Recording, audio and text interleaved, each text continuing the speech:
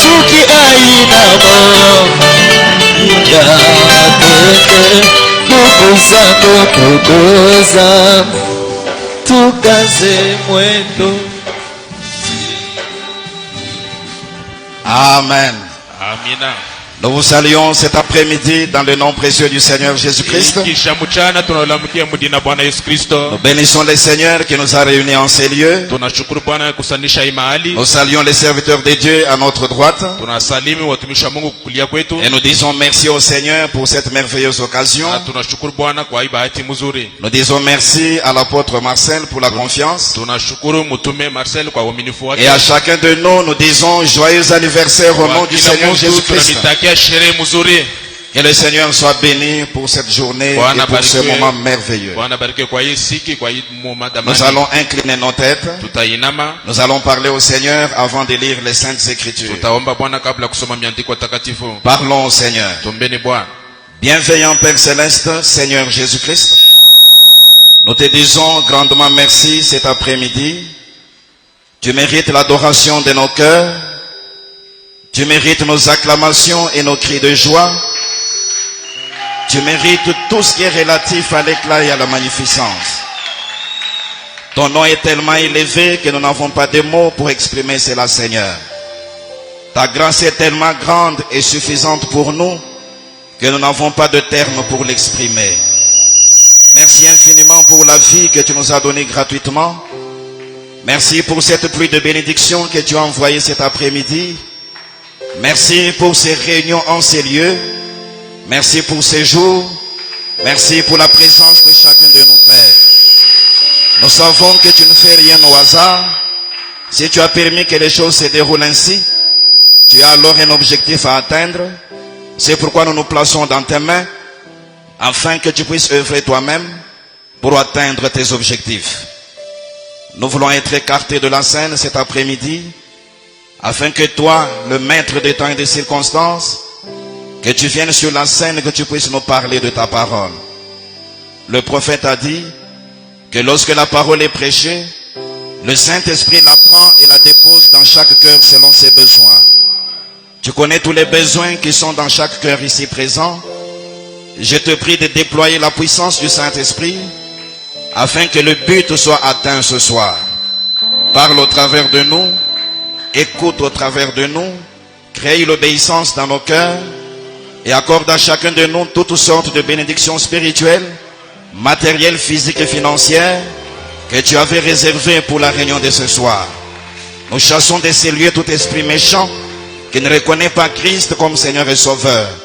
Et nous voulons que du début jusqu'à la fin, que toi seul tu puisses conduire dans le précieux nom du Seigneur Jésus-Christ. Amen. Amina.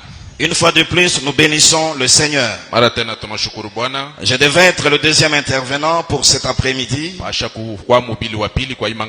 Mais le Seigneur a orienté les choses de manière que je sois le premier. Et la manifestation a commencé il y a quelques jours. Le thème qui nous a été donné est précis. Le mystère du message des ouvriers de la 11e heure et ses implications au temps de la fin. Et c'est ce même thème que je garde comme sujet de mon intervention de cet après-midi. Nous allons nous lever pour honorer la lecture de la parole de Dieu. Et nous ouvrons nos Bibles dans Matthieu chapitre 20. Nous lirons depuis le premier verset jusqu'au 8e.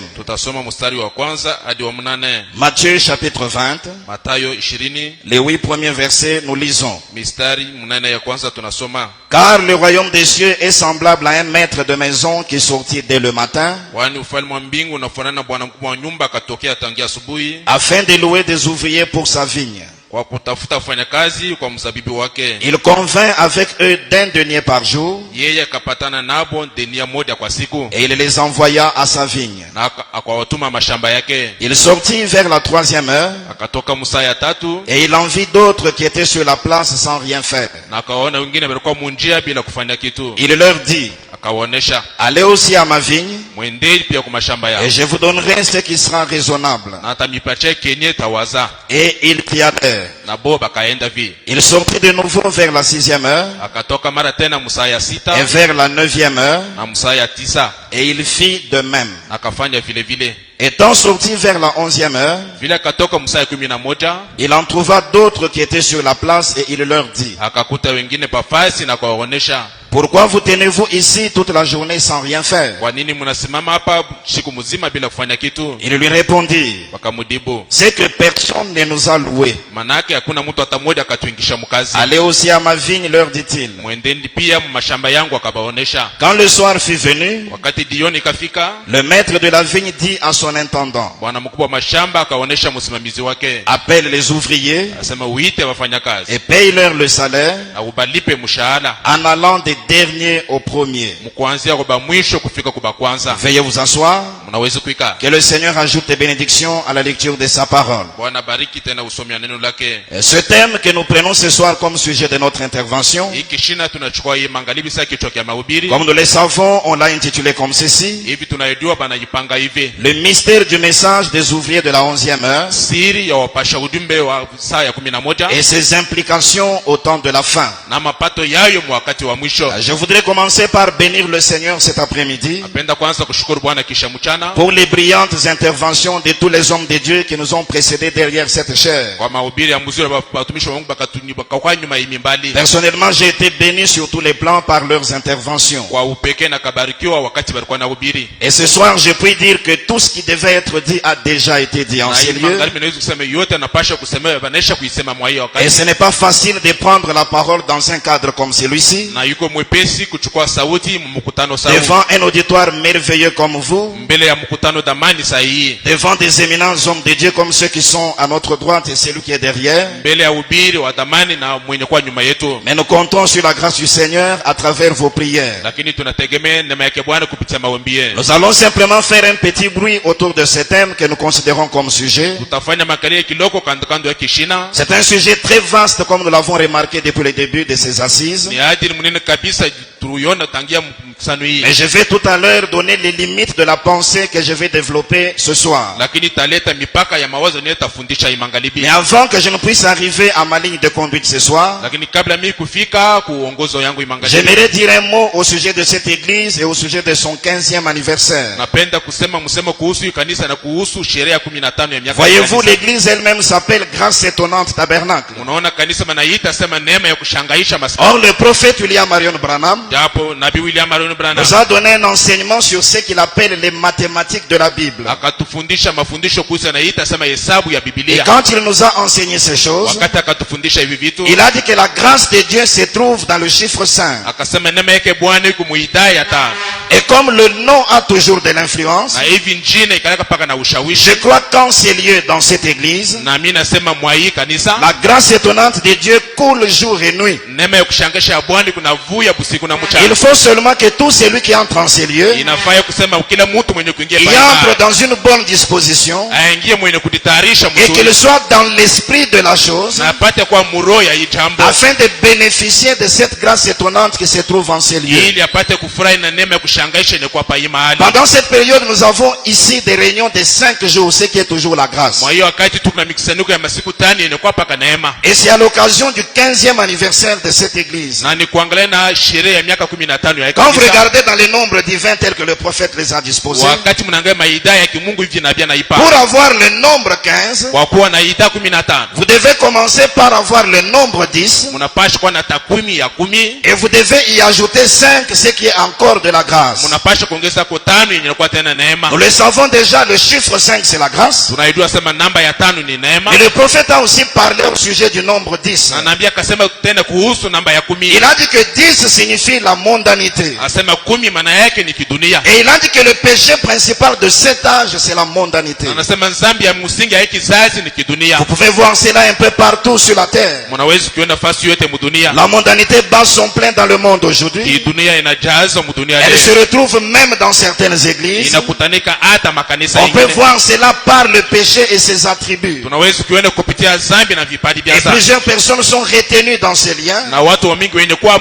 wenye kunasio na Et ikitu beaucoup n'arrivent même pas à s'en défaire. na wa mingi abefika hata mkutokamo. Le nombre dit la mondanité qui est dans le monde. Namba ya 10 ni kidunia kenye kwa Mais mdunia, Dieu y a ajouté 5, ce qui est de la grâce. lakini Mungu akaongeza 5 yenye kwa neema. C'est que pendant ce temps en ces lieux, Maana yake mwa hii wakati na muhimu le monde et les fausses églises sont dans la mondanité. dunia na makanisa ya bongo iko mkidunia, Mais pour nous qui sommes ici, Dieu nous a ajouté de la grâce. lakini kwetu benye kuwa hapa Mungu akatuongezea Le neema. monde peut évoluer dans l'emprise de la mondanité comme il veut. Dunia haiwezi kuendelea mkidunia vile wanataka. Cela peut même venir nous tenter et faire de la pression sur nous. Inawezi kuja kutujaribu na kufa mkazo juu Mais nous ne yetu, devons pas nous laisser être entraînés dans ce train. lakini hatuwezi kujiachilia kuingia Nous kwa devons kitu. comprendre que pour nous, la grâce est venue. Tunapaswa kuelezema kwetu neema Nous inashuka.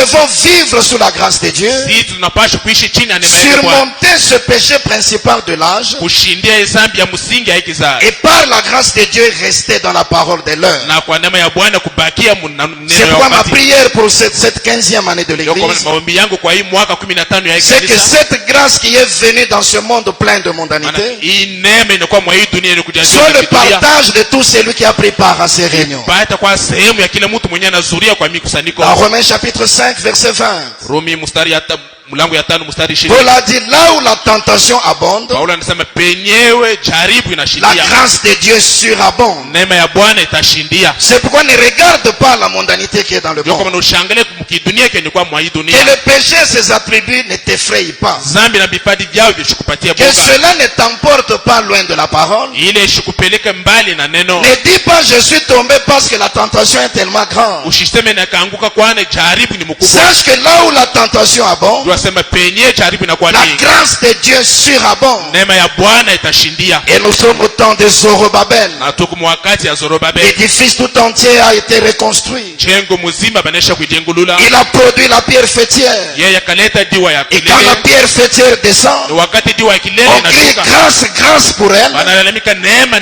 juu au yake, milieu des acclamations. katikati ya C'est pourquoi kushangilia. mon frère, ma soeur, Ndio kwa maana ndugu yangu na le dada yangu, monde peut évoluer comme il veut, dunia inawezi kuenda vile mais nous, inapenda, nous devons vivre sous la grâce de lakini Dieu. sisi tunapaswa kuishi chini ya neema ya Bwana. N'accepte pas de vivre moins que ça. Usikubali kuishi chini ya hii. Et cette grâce nous est offerte gratuitement. Hii neema banatupatia ya Et bure, elle peut accomplir de grandes choses pour nous, lakini inawezi kufanya vitu vikubwa juu sans yetu tenir compte du critérium établi par les êtres humains. bila kuangalia makanuni banadamu wanatia. Écoutons un peu ce que le prophète dit à ce sujet. Usikie kenye nabii anasema kwa hii mambo. Dans le sermon, le message de grâce, Mahubiri, ujumbe wa neema, il a prêché le 27 août 61. ya tarehe 27 mwezi wa 8 mwaka 61 Au point 63, il dit ceci. unukta 63 Je anasema hivi, pensais à la grâce de Dieu. nilikuwa nawaza kwa neema ya Mungu, Comment il a pu faire cela? namna kanyakafika mkufanya vile, Sauver au plus haut degré kuokoa mwatua ya juu kabisa, et ensuite na kisha prendre un pauvre malheureux comme moi kuchukua mtu munyonge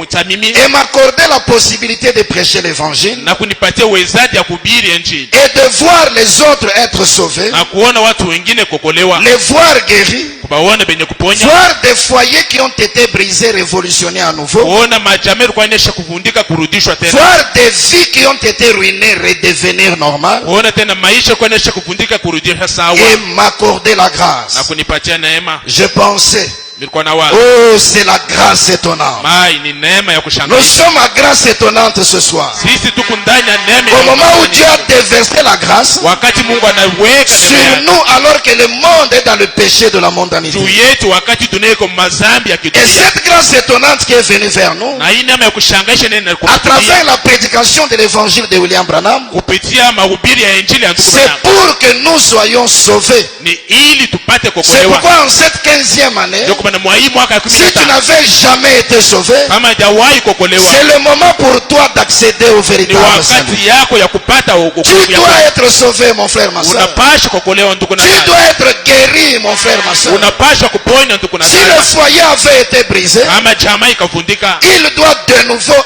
être révolutionné. mara tena banapaswa kuirudisha. Peu importe combien ta vie avait été ruinée, Haizuru mara ngapi maisha yako ikavundika, elle est censée redevenir normale. inapaswa kurudia tena tena sawa. C'est dans cet esprit des choses que nous devons vivre. Ni mwa hiyo ya vitu tunapasha kuishi. Surtout que nous faisons face à cette 15e année de Kabisa l'Église. kama tunashambulia mwaka ya 15 ya Oh, que la kanisa. grâce de Dieu vous soit accordée au nom du Seigneur Neema ya Jésus. Bwana bimpata kumipatia mjana Bwana Yesu Kristo. Revenons maintenant au texte que nous avons lu ce soir. Turudie sasa kwa andiko tunasoma imangalibi. De manière générale, nous devons retenir ceci. Namna ya kijumla tunapasha kushika hivi. Parce qu'il est parlé du mystère du message des ouvriers de la 11e heure. Kwani banasema kuhusu siri ya ujumbe wa wafanyakazi ya saa 11. Il y a un message que les ouvriers de la 11e heure doivent utiliser. Huku ujumbe ni wafanyakazi wa saa 11 banapasha Et kutumikisha. derrière ce message, il y a un mystère. Na nyuma ya hii ujumbe kukusiri. Et ce message mystérieux Na hii ujumbe ya kisiri leur arrive exactement à la 11e heure. inawafikia kabisa kabisa musaa ya Ils 11. doivent travailler avec ce message. Banapasha kutumika na hii ujumbe. Parce qu'un ouvrier n'est pas un oisif. Kwani mfanyakazi yuko mtu mwenyewe Un ouvrier, c'est quelqu'un qui travaille. Mfanyakazi ni yule C'est kunatumika. quelqu'un qui est à l'œuvre. Ni mwenyewe kumukazi. Et le travail qu'ils sont censés faire Na kazi ni banapasha fanya. doit être réalisé avec leur message. Banapasha kuifanya na ujumbe yao. Le message qui est arrivé à la 11e heure, Ujumbe ni kafika musaa un 11. message qui est mystérieux. Ujumbe ni kwa ya siri. Et ce message a ses implications. Na hii ujumbe kuna mapato. C'est-à-dire les apports ou les conséquences. Maana yake matokeo ya hii ujumbe. Quand ce message leur vient, Wakati ujumbe quand unawafikia, ils le reçoivent et qu'ils l'utilisent, wakati wanaipokea na waitumikisha, il y a des apports que cela doit amener dans leur vie. na pale kuku mapato inapasha kuleta maisha yao. Il y a des conséquences qu'ils sont censés vivre Huku vitu fulani banapasha kuishi par le fait qu'ils ont reçu et travaillé avec le message de la 11e heure. kupitia tendo kusema wakapokea na kutumika na ujumbe ya saa 11. Maintenant, nous devons nous rappeler ceci. Sasa tunapasha kumbuka hivi, D'après l'enseignement du prophète, kufuatana na mafundisho ya nabii, la 11e heure dont il est question ici saa 11 ni banasema hapa n'est pas une heure littérale de 60 minutes. haiko saa yenyewe ya madakika Mais 60, la 11e heure est plutôt une longue période lakini saa 11 ni kipande kirefu qui a commencé autour d'une certaine date, kenye kikaanza mutarehe fulani, le 11 novembre 1918, tarehe 11 mwezi wa Novemba mwaka 18, exactement à 11h11 minutes. kabisa kabisa musaa 11 na dakika C'était le 11. moment de la fin de la Première Guerre mondiale. Ilikuwa ni wakati ya mwisho wa vita ya kwanza ya Et ulimwengu. toujours selon l'enseignement du prophète, Kufuatana tu na mafundisho ya nabii, cette longue période qui est appelée la 11e heure hii kipindi kirefu banaita saa 11 va prendre fin itamalizika lorsque les 144 000 juifs seront scellés. wakati Wayahudi 1144 Et donc ce soir nous avons les bornes de la 11e heure. na hii magharibi tuko na mipaka ya saa 11. Nous pouvons voir à peu près à quel moment il a commencé. Tunaweza kuona mwakati kanikaanza Autour de la fin de la Première Guerre mondiale. kando kando ya mwisho ya vita Et ya kwanza ya elle ulimwengu mzima. prendra exactement fin Na itaisha kabisa kabisa lorsque les 144 000 juifs seront scellés. wakati Wayahudi 1144 watachiliwa. Cette Première Guerre mondiale, Hii vita ya kwanza ya ulimwengu comme mzima, vous le savez, nous avons tous appris cela à l'école. hivi mnajua tunajifunza kwa masomo, Elle avait commencé le 28 juillet 1914. ikaanza tarehe 28 Julai mwaka 14. Au début, là, c'était un conflit entre deux petites nations, Kule kumwanzo ilikuwa ni fitina katikati ya mataifa mbili, l'Autriche-Hongrie et la Serbie. Autriche Hongrie na ile nchi ya Et le Serbia, conflit avait dégénéré. na ile fitina ikakuwa mnene, Cela s'était finalement généralisé. kumwisho ikabamba mataifa Et le yote monde entier s'était retrouvé en guerre. na dunia mzima ikaingia muvita. Même des jeunes hommes étaient pris comme soldats et amenés au front de la guerre. Nasema hata watu wengine wakachukua sawa askari wakatupa kiwanja cha Un vita. peu partout, on prenait les gens même de force. Fasi yote walikuwa wanachukua watu hata kunguvu. William Branham dit qu'en cette période-là, William Branham anasema mwa hii wakati, quand on était venu pour prendre les jeunes hommes, wakati wakifika kuchukua vijana, lui aussi brûlait dans son cœur d'être pris comme soldat. yeye pia alikuwa anatafuta sema mchukue saa askari. Mais seulement quand ils sont arrivés au poste, Mpaka tu wakati bakafika pa ile on ofisi, s'était rendu compte qu'il était tellement petit qu'il ne pouvait pas aller combattre. bakaona sema yeye alikuwa mjane, alikuwa kijana kabisa, hawezi kwenda kuvita. Mais son père, lui, avait été pris comme soldat dans cette Lakini guerre. baba yake bakamchukua saa askari mwa hii vita. Toutes les nations de la terre étaient en guerre. Mataifa yote ya dunia yalikuwa Des mvita. blocs ou des groupes s'étaient formés. Mankundi na mankundi Et ikatungiwa, plusieurs personnes avaient perdu la vie dans la guerre. na watu wa mingi wakapotesha maisha mwa hii vita. Cette guerre avait amené des ravages et des dégâts sur toute la Hii terre. vita ikaleta kuharibu kwa mingi pa dunia, Mais curieusement, lakini kwa kushangaza le 11 novembre 1918, tarehe 11 Novemba mwaka 18, exactement à 11h11 minutes, kabisa kabisa msaa 11 dakika on s'est 11, rendu compte qu'il y avait un cessez-le-feu général. tukaona sema watu wakaacha vita. toutes les armes avaient été déposées. masila yote bakaiweka pembeni. On ne comprend pas ce qui était arrivé. Hatukuelewi ni nini ikafika. Posons-nous la première question. Tujiulize ulizo ya Pourquoi kwanza. cette première guerre mondiale s'était-elle arrêtée? Kwa nini hii vita ya kwanza ulimwengu mzima ikamalizika? Dans le sermon question et réponse, Mahubiri swali na majibu prêché le 3 janvier 54. ya tarehe 3 Januari mwaka 64. Point 215, le prophète dit ceci. Nukta 215 nabii anasema hivi. Et la première guerre mondiale Na vita ya kwanza ya ulimwengu s'est mzima arrêtée le 11e mois de l'année, ikasimama mwezi 11 ya mwaka, le 11e jour du mois, siku 11 ya à mwezi, la 11e heure du jour, musaa 11 ya siku, afin que ceux de la 11e heure puissent entrer. ili wale wa saa 11 wapate kuingia. La raison pour laquelle Sheria yenyewe cette première guerre mondiale s'était arrêtée, hii vita ya kwanza ikashimamishwa, c'était afin que ceux de la 11e heure puissent entrer. ilikuwa ni kusema watu wa saa 11 wapate Il kuingia. fallait que cette guerre s'arrête Inabidi kusema ile vita dans ipate le kusimama, but de faire entrer les ouvriers de la 11e heure. mshaba ya kuingisha wafanyakazi ya saa Et 11. comme je l'ai dit, William Branham précise, Hivi naisema ndugu bwana najulisha, et c'était à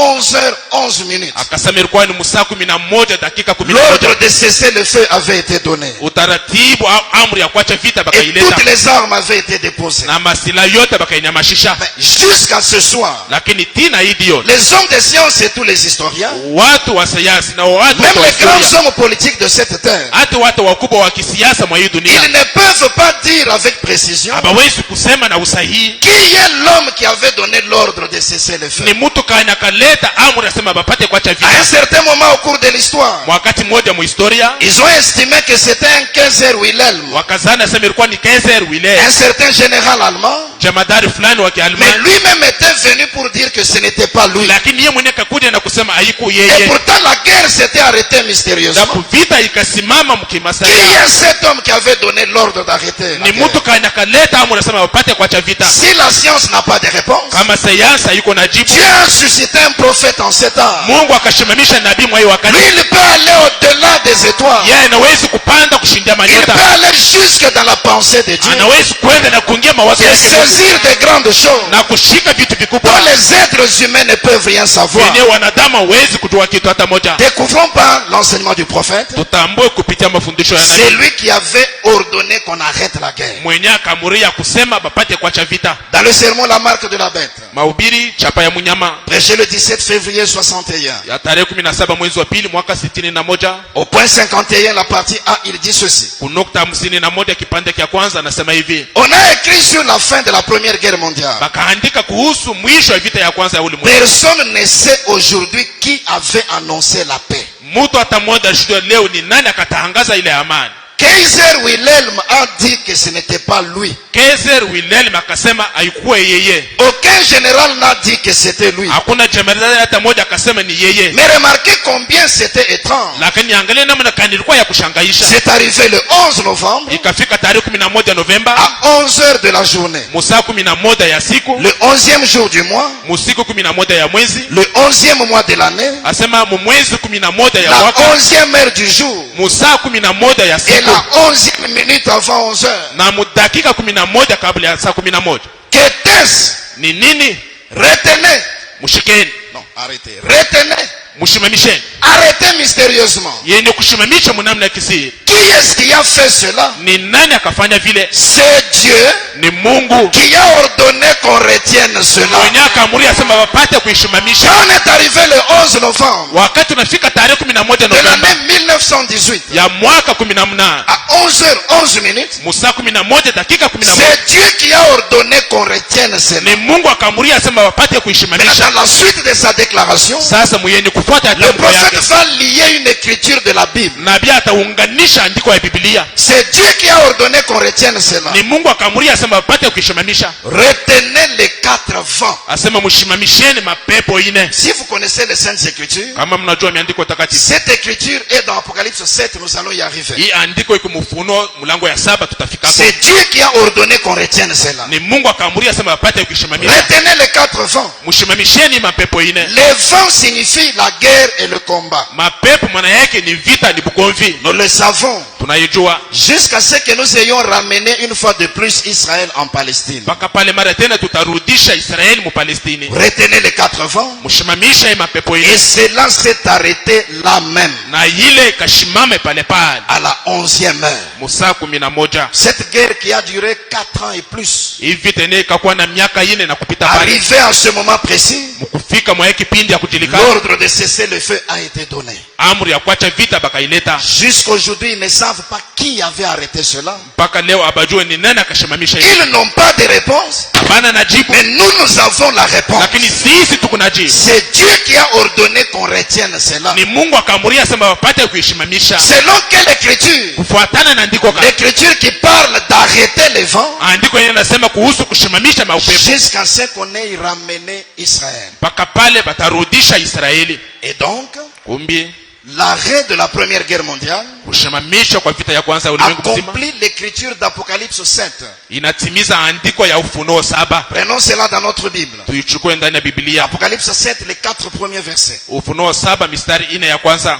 Après cela, Kisha ile j'ai vu 4 anges debout aux 4 coins de la terre. nakaona malaika 4 benikushama pa makona 4 ya udongo. Ils retenaient les 4 vents de la terre, Walikuwa nashika maupepo 4 ya dunia afin qu'il ne soufflât point de vent sur la terre, ili pepo ishivume pa dunia ni sur la mer, au juu ya bahari ni sur aucun arbre. au juu ya mti hata moja. Et j'ai vu un autre ange Na mimi nakaona malaika qui mwingine montait du côté du soleil levant mwenye alikuwa natokea kungambo ya mashariki, et qui tenait le sceau du Dieu vivant. mwenye alikuwa anesha shika mchapa ya Mungu. Il cria d'une voix forte aux 4 anges Akalalamika na sauti nguvu kwa hii malaika 4 à qui il avait été donné de faire du mal à la terre et à la mer, et il dit: kwenye wakapatia uwezo wa kufanya mabaya kwa dunia na kwa bahari, na kusema ne faites point de mal à la terre, msifanyie budongo kitu hata moja ni à la kibaya, mer, au kwa bahari ni aux arbres, au kwa miti, jusqu'à ce que mpaka tina pale nous ayons marqué du sceau tutachapa muhuri le front des serviteurs de notre Dieu. sura ya watumishi wa Mungu wetu. Et nous savons que les serviteurs de Dieu, c'est Israël. Na tunajua sema batumishi wa Mungu ni Nous, Israeli. gens des nations, nous sommes son épouse. Sisi watu wa mataifa ni bibi harusi Ce wake, sont les Juifs qui sont les serviteurs. ni Wayahudi wenye kwa wafanya kazi. Et j'ai entendu le nombre de ceux qui avaient été marqués du sceau: Na nakasikia bwingi ya wale bakabeba mchapa 144 000 1144 de toutes les tribus des fils d'Israël. ya makabila yote ya watoto wa Israeli. C'est donc pour ce but que Dieu avait mystérieusement arrêté la guerre. Kumbi ni kwa hii sababu Mungu akashimamisha vita. Arrêtez la guerre Shimamisheni vita jusqu'à ce qu'on ait scellé mpaka pale tutachapa le front des serviteurs de Dieu. sura ya watumishi wa Mungu. La guerre devait s'arrêter Vita inapasha kushimama pour faire entrer les ouvriers de la 11e heure. ili kwa kuingisha wafanyakazi wa saa La 11. 11e heure elle-même avait déjà connu son cours. Saa 11 ilikuwa nesha kwanza, Et quand est-ce que cela devait prendre fin? na ni wakati kali inapasha kushimamishwa Jusqu'à ce que tina pale nous ayons marqué du sceau tutaweka muhuri le front des serviteurs de Dieu. sura ya watumishi wa Mungu. Et le nombre de ces gens-là qui avaient été scellés Na bwingi ya wale watu wakabeba ile muhuri était donc de 144 000 comme nous venons de le lire. ni 1144 vile tunatoka kusoma. Pourquoi Dieu a dû faire arrêter cette guerre? Kwa nini Mungu akashimamisha hii vita? Le prophète va plus loin dans la révélation. Nabii anaenda tini mbali mu Ufunuo, Il dit que la manière dont cette guerre-là a évolué, anasema namna ile vita ilikuwa naendelea, le monde entier allait être détruit. dunia mzima ingewezi Il kuharibiwa. dit la guerre d'Armageddon allait se produire. Anasema vita ya Armageddon ingewezi kufika. C'est pourquoi quand Dieu a vu le déroulement de la guerre, Wakati Mungu akaona namna kani vita quand il a inaendelea, considéré là où elle pouvait mener, wakati akaona kwenye vita ingewezi kufikia, il a compris que non, akaelewa sema ce hapa n'est pas en ce moment que le monde entier doit être détruit. haiko mwa hii wakati dunia mzima ingewezi kuharibiwa, Ce n'est pas en ce moment que la guerre d'Armageddon doit se produire. haiko mwa hii wakati vita ya Armageddon inaweza kufika. C'est pourquoi il a dit arrêtez mystérieusement. Ndio kwa maana akawezi kuishimamisha Et la kusema, guerre a dû être arrêtée na vita ikashimamishwa pour que les ouvriers de la 11e heure entrent. ili wafanyakazi wa saa 11 wapate kuingia. Maintenant, hier avec le docteur, nous avons compris à cet endroit. Jana na mwalimu tukaelewa mzuri pa hii fasi. Les ouvriers de la 11e heure sont de deux types. Wafanyakazi wa saa 11 biko na aina mbili. Il y a ces 144 000 juifs. Huko 1144 Ils sont les ouvriers de la 11e heure. ni wafanyakazi wa saa 11. Si nous prenons les plans des juifs, tukichukue mapa ya Wayahudi, il y a aussi les ouvriers de la 11e heure. tena wafanyakazi wa saa 11. Si nous prenons les plans des gens des nations, tukichukua ngambo ya watu wa mataifa, maintenant comment la chose va se dérouler? sasa namna kani jambo itafika. Dieu commence par arrêter la guerre. Mungu anaanza kushimamisha vita. C'est la 11e heure. Ni saa 11. Les ouvriers de la 11e heure doivent faire leur entrée. Wafanyakazi wa saa 11 wanapasha kuingia, Mais il commence par les gens des nations. lakini anaanza na watu wa Il mataifa. envoie un prophète qui est William Branham Anatuma nabii mwenyewe ni William avec Branham le message de la 11e heure. na ujumbe ya saa Par 11. ce message, il va appeler une épouse. Kwa hii ujumbe ataita bibi Ce harusi. sont des hommes et des femmes qui recevront le Saint-Esprit. Ni wanaume na wanawake wenyewe watapokea Roho Mtakatifu. Ils sont les ouvriers de la 11e heure dans les plans des nations. Bo ni wafanyakazi ya saa 11 ngambo ya watu wa mataifa. Il faudra qu'ils partent premièrement dans l'enlèvement. Inafaa ibende mbele mu unyakuo, Et quand ils partent, na wakati c'est wataenda là que les deux témoins d'Apocalypse 11 ndio pale washuhuda 2 wa Ufunuo 11 iront chez les Juifs wataenda kwa pour Wayahudi appeler les 144 000. kwa kuita wa Et aussi 1144. seront scellés, ils recevront le Saint-Esprit. Bo pia watachapia, watapokea Roho Mtakatifu. C'est quand les 144 000 Juifs Ni wakati 144 auront reçu le Saint-Esprit watapokea Roho Mtakatifu, que les 4 vents, les guerres qui ont été retenues mystérieusement, ndio pale maupepo ine mavita ine vont bakaisha, alors être relâchés. ndio pale batayachilia, Et alors le monde entier pourra être détruit. na pale dunia mzima ingeweza kuharibiwa. Nous, quand nous parlons jusque ce soir, Sisi wakati tunasema tina imangalia, quand nous parlons des ouvriers de la 11e heure, wakati tunasema kuhusu wafanyakazi wa saa mettons 11, d'abord de côté le plan des Juifs. tuweka mbele pembeni mambo ya Wayahudi, Revenons littéralement à ce qui nous concerne. turudie kweli kweli mwa hii yenye Parce que kutuangalia, nous sommes les gens des nations. kwani sisi ni watu wa mataifa. Devons former cette épouse qui est appelée à la 11e heure. Tunapasha kutunge bibi harusi mwenye banaita musaa 11. Si vous revenez au texte de Matthieu 20 que nous avons lu, Mukirudie ku Mathayo 20 yetu tunatoka vous kusoma, allez voir qu'il est parlé d'un maître de la maison. mutaona sasa banasema kuhusu bwana mkubwa wa nyumba. Il n'est pas parlé de plusieurs maîtres, mes Aba frères. kuseme kuhusu bwana mkubwa wa mingi ba C'est nyumba, un seul et même maître dont il est question. lakini ni bwana mkubwa mmoja mwenye banasema. Mais ce seul maître Lakini bwana mkubwa mmoja est sorti à 5 reprises différentes. yeye akatoka mara 5 ya kuachana, Et il a pris des ouvriers au travail.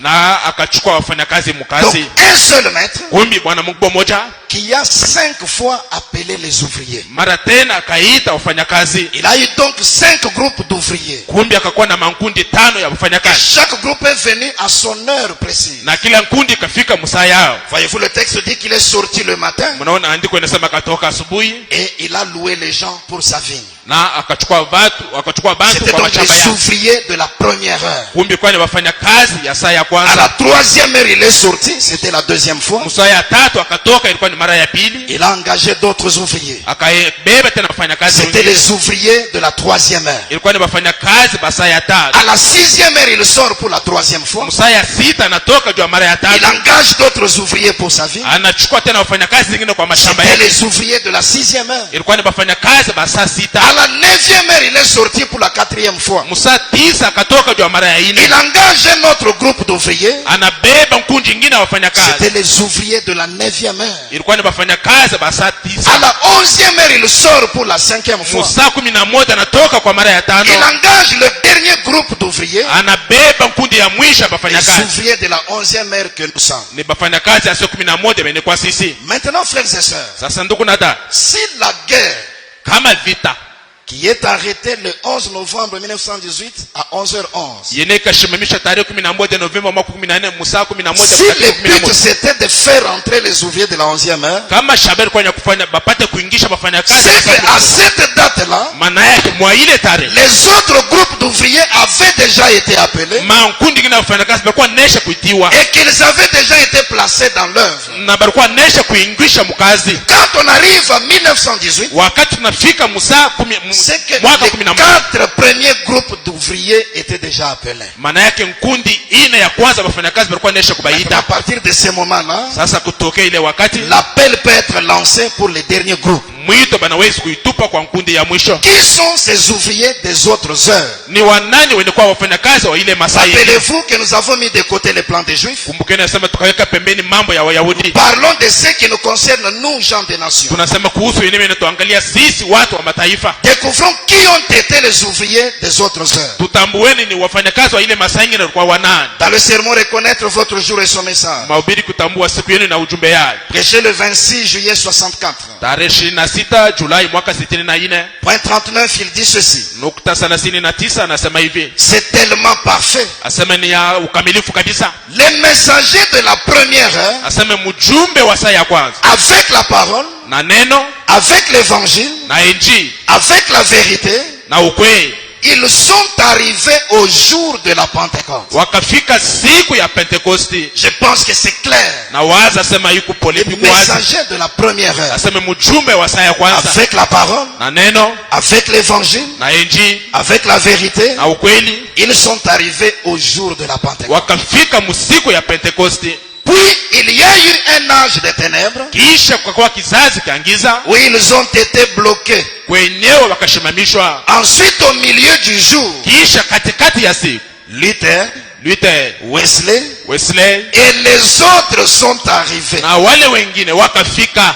Et puis, Na kisha il doit y avoir un message du temps du soir tunapasha kuwa ujumbe wakati wa jioni où on recevra la même chose kwenye tutapokea kitu moja moja que ce que ceux du commencement avaient reçu.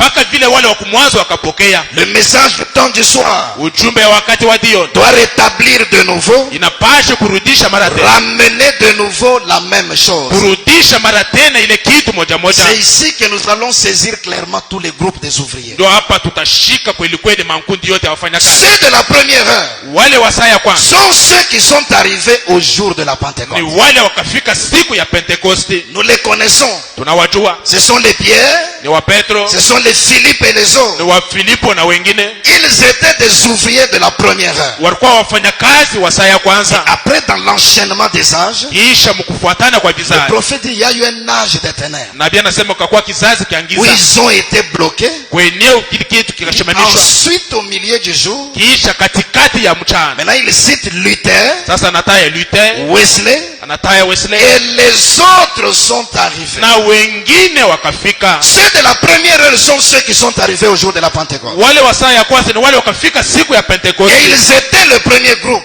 na balikuwa ni kundi ya kwanza. Le deuxième groupe des ouvriers, Kundi ya pili ya wafanyakazi, les ouvriers de la troisième heure, wafanyakazi ya saa ya tatu, sont donc ceux qui sont venus par Luther. kumi ni wale wakafika kupitia Le Luther. troisième groupe, Kundi ya tatu, les ouvriers de la sixième heure, wafanyakazi wa saa ya sont sita ceux qui sont venus par John Wesley. ni wale wakafika kupitia John Wesley. Il cite Luther, Anataya Luther, Wesley, Wesley il dit, et les autres sont arrivés. anasema na wengine wakafika. Si on est dans l'esprit du message, Kama tuko muro ya ujumbe, qui sont ces autres? au wengine ni wanani? Si ce n'est les pentecôtistes, Kama abako wapande wa Pentekosti, voyez-vous, munaona nous avons là les 4 premiers groupes. kumbi hapa tuko na makundi ine ya kwanza. Ceux de la première heure Wale wa saa ya sont kwanza ceux qui sont arrivés à la Pentecôte. ni wale wakafika ku Pentekosti. Le deuxième groupe, Kundi ya pili, les ouvriers de la troisième heure, wafanyakazi wa saa ya sont tatu ceux qui sont venus par le message de Luther. ni wale wakafika kupitia ujumbe ya Le Luther. troisième groupe, Na kundi ya tatu, les ouvriers de la sixième heure, wafanyakazi ya saa sont sita ceux qui sont venus par le message de John Wesley. ni wale wakafika kupitia ujumbe ya John Wesley. Le quatrième groupe, Kundi ya ine, les ouvriers de la neuvième heure, wafanyakazi ya saa sont tisa ceux qui sont venus par le réveil pentecôtiste. ni wale wakakuja kupitia kilamusho kwa Pentekosti. Il dit, et puis il doit y avoir un message du temps du soir Anasema tena kuna pasha kwa ujumbe ya wakati où wa on recevra la même chose kwenye tutapokea kitu moja que moja ce que ceux du commencement avaient reçu. mpaka vile kile wenyewe wa kumwanzo Le wakapokea. message du temps du soir doit rétablir de nouveau, Ujumbe ya wakati wa jioni inapasha kurudisha mara tena, ramener de nouveau la même chose. kurudisha mara tena kitu moja moja. Donc clairement à partir d'ici, Kumbi waziwazi kutokea hapa le cinquième groupe, asema kundi ya tano, les ouvriers de la 11e heure, wafanyakazi wa saa 11 sont ceux qui viennent par le message qui rétablit de nouveau. ni wale wenakuja kupitia ujumbe ujumbe yenyewe Et nous inarudisha sommes tena. d'accord que c'est le message du temps du Na soir. tunapatana sema ni ujumbe wakati wa Le dio. message apporté par William Marion Branham. Ujumbe yenyewe ndugu Branham akahubiri. Voyez-vous? Mnaona? Donc le même maître, Kumbe ule bwana mkubwa moja moja. il sort à 5 reprises différentes. Lakini anatoka mara 5 ya kuachana. C'est le même maître. Ni bwana mkubwa moja Il moja. n'envoie pas quelqu'un d'autre. Asitume mtu mwingine. C'est lui-même qui sort. Ni yeye mwenyewe C'est anatoka. lui-même qui engage les Ni ouvriers. yeye peke yake anaingisha wafanyakazi Chaque kazi. groupe précisément à son heure. Kila mkundi ni kujulikana msaya. Mais seulement il prend différentes formes. Wakati wanachukua mifano ya kuachana. Quand il est venu pour prendre ceux de Luther, Wakati akakuja kwa kubeba wale ils wengine. ne l'ont pas vu littéralement dans son corps physique. Aba kumone mwili yake ya Ils ont kiroho. vu le messager Luther Bakaone mpasha ujumbe qui a yote. proclamé le message de la justification. Mwenye akatamka ujumbe ya kuhesabia watu. Recevoir le message de Luther Kupokea ujumbe wa Luther et travailler en suivant le message de Luther. na kutumika kufuatana na ujumbe wa Luther. Cela valait pour être ouvrier de cette heure-là. Ile kastahili kwa kuwa mfanyakazi wa ile siku. C'est le même maître. Ni bwana mkubwa Mais moja moja. il s'anamorphe. Lakini yeye kunajibadilisha. Il change de forme. Yeye kunabadilisha Parce mfano. qu'il est le grain de blé original. Kwani ni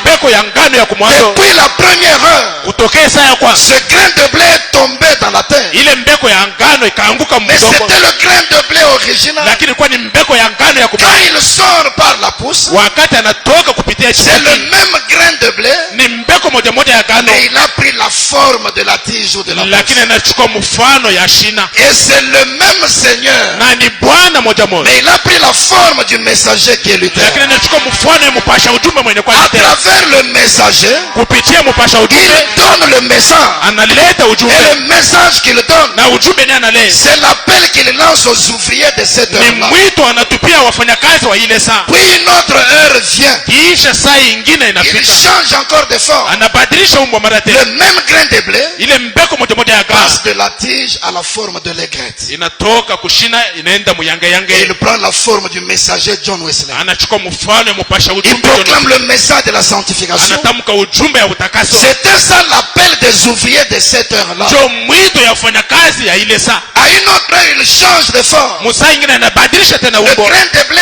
passe de l'aigrette à la balle. Ngano inatoka kuyanga yange inafika Le mkufuniko. même maître Ule bwana prend la mkubwa forme du réveil pentecôtiste. kupitia mfano ya kilamusha Il kipentekoste ramène le baptême du Saint-Esprit. anarudisha ubatizo wa Roho Mtakatifu. Il restaure les dons de l'Esprit dans l'église. Anarudisha mazawadi ya kiroho Ce mkanisa. n'est pas un autre maître. Haiko bwana mkubwa mwingine. C'est le seul et le même maître. Lakini ni bwana ule moja moja. Mais il s'anamorphe. Lakini yeye kunajibadilisha tu. À chaque heure, il y a une forme précise. Mukile saa kuko mfano ya kujulikana. Quand la 11e heure arrive, Wakati saa 11 anafika, il doit s'anamorpher encore. anapaswa kujibadilisha mara Ce tena. grain de blé qui est arrivé à la balle Ile mbeko yenyewe inafika doit mkufuniko. atteindre le stade de sa maturité complète. Inapasha kukomala sasa. Il doit reproduire exactement Inapasha kutua sasa kweli kweli. le même grain qui était allé en terre. Kabisa kabisa mbeko moja kaingia C'est là mdogo. qu'il change encore de forme. Ndio pale anabadilisha tena umbo. C'est le même Seigneur. Ni bwana moja C'est moja. le même maître. Ni bwana mkubwa Et moja sous moja. la forme de l'esprit, Lakini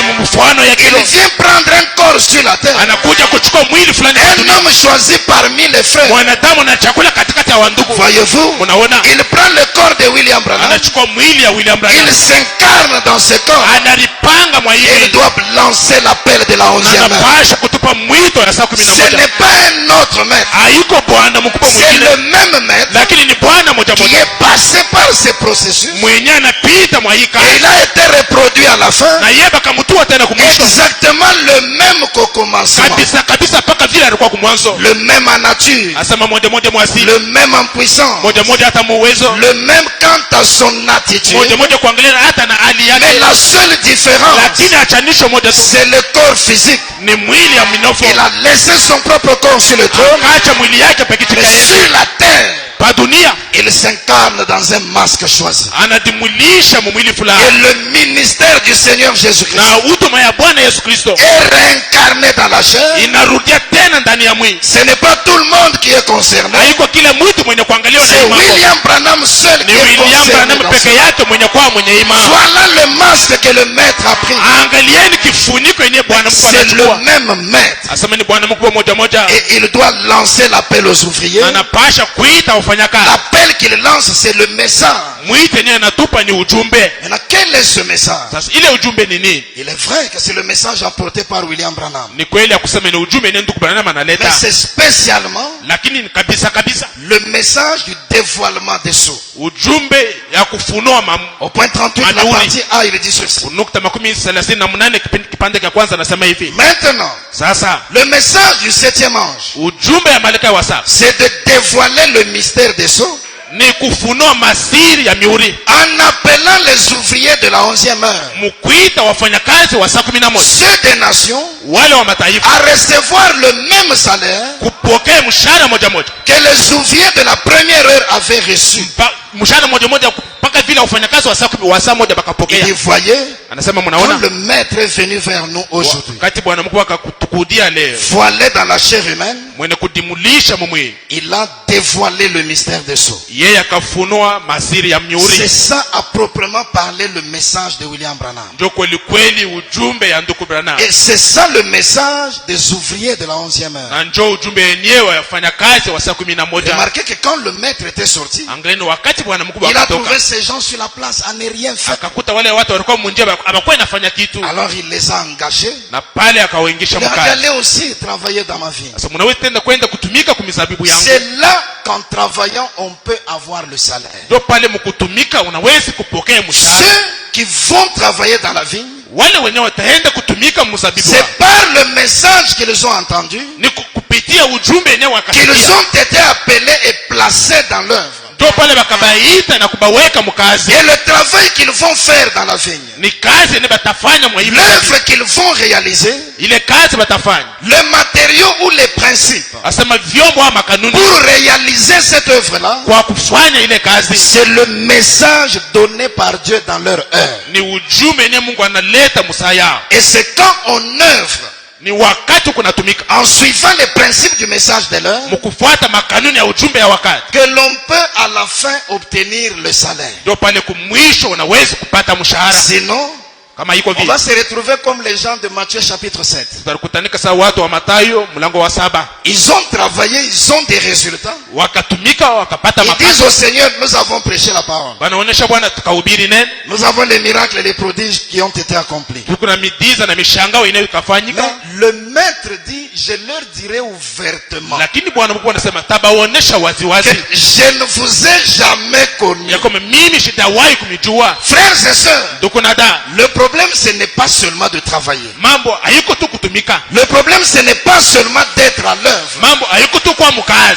Mais dans quelle heure est-ce que tu as été appelé? lakini bakakuita mu wakati Par kani, quel message as-tu été appelé? ni ujumbe kani kakuita, Et tout ce que tu es en train de faire, na hii yote kunafanya c'est selon le message de quelle heure? ni kufuatana na ujumbe ya sakani, Parce que tu as la récompense kwani uko na mshahara quand tu as travaillé selon l'appel de ton jour. wakati ukatatumika kufuatana na mwito ya siku Selon yako, le message de ton jour. kufuatana na ujumbe ya siku Et yako, il faut travailler. na inafai kutumika. Si tu n'as pas travaillé, tu n'auras pas de salaire. Kama utumike hautapata mshahara. Le maître est arrivé, Bwana mkubwa akafika il les a trouvés sur la place à ne rien faire. akawakuta munjia alikuwa inafanya kitu, Il n'a pas dit je suis miséricordieux, ashikuseme mimi ni wa rehema, prenez aussi un denier, mchukue tena hata denia moja, allez d'abord à ma vigne. mwende mbele kumzabibu, Vous travaillez, munatumika, après le travail, on donne le salaire. kisha kazi banakupatia mshahara. 1 Timothée chapitre 5, Wa Timotheo wa kwanza mlango wa 5 verset 18, Paul dit, mstari 18, Paulo anasema l'ouvrier mérite son salaire. mfanya kazi anastahili mshahara wake. Celui qui ne fait rien n'a pas droit au salaire. Mwenye ashifanya kitu hawezi kupokea Le mshahara. salaire, c'est le mérite de l'ouvrier. Mshahara ni kustahili kwa mfanyakazi, Et ces choses doivent aussi nous enseigner, frères et na sœurs. hii vitu vinapasha kutufundisha ndugu dada. Il y a des gens qui engagent les autres au travail. Huku watu wanaoingisha wenzao Vous vous mkazi, êtes bien entendu au début du contrat. mnapatana kwa mwanzo mzuri, L'homme ou la femme effectue le travail exigé. mwanamke na mwanaume anafanya kazi yenyewe Et mnamuonesha, à la fin, donner le salaire, na kumwisho umulipe, vous commencez à raconter des histoires. unaanza kumfasiria mahistoria L'ouvrier mérite son salaire. Mfanyakazi anastahili mshahara wake. Quelque chose m'a attiré en lisant Matthieu 20. Kitu fulani kikanivuta mkusoma Mathayo Quand 20. le Seigneur engage un groupe des ouvriers, Wakati Bwana anachukua wafanyakazi fulani mkazi, en parlant du salaire, il leur dit, mkusema kuhusu mshahara kawaonesha, je vous donnerai ce qui sera raisonnable. tamipatia kenye mitaona sema Pas kinaendea. seulement que je payerai, Hapana kusema tu waseme quand même talipa, ça sera quelque chose de raisonnable. lakini itakuwa ni kitu kenye kitakuwa na maana. Dans Job chapitre 34, Ayobu sura 34 verset 11, la Bible dit, mstari 11 Biblia inasema, il rend à l'homme selon ses œuvres. yeye kunalipa mwanadamu kufuatana na makazi yake ama Il matendo yake. rétribue chacun selon ses voies. Analipa kila mtu kufuatana na manjia Donc, yake. le salaire que Dieu donne Kumi mshahara ni Bwana kuna est proportionnel au travail que vous avez accompli.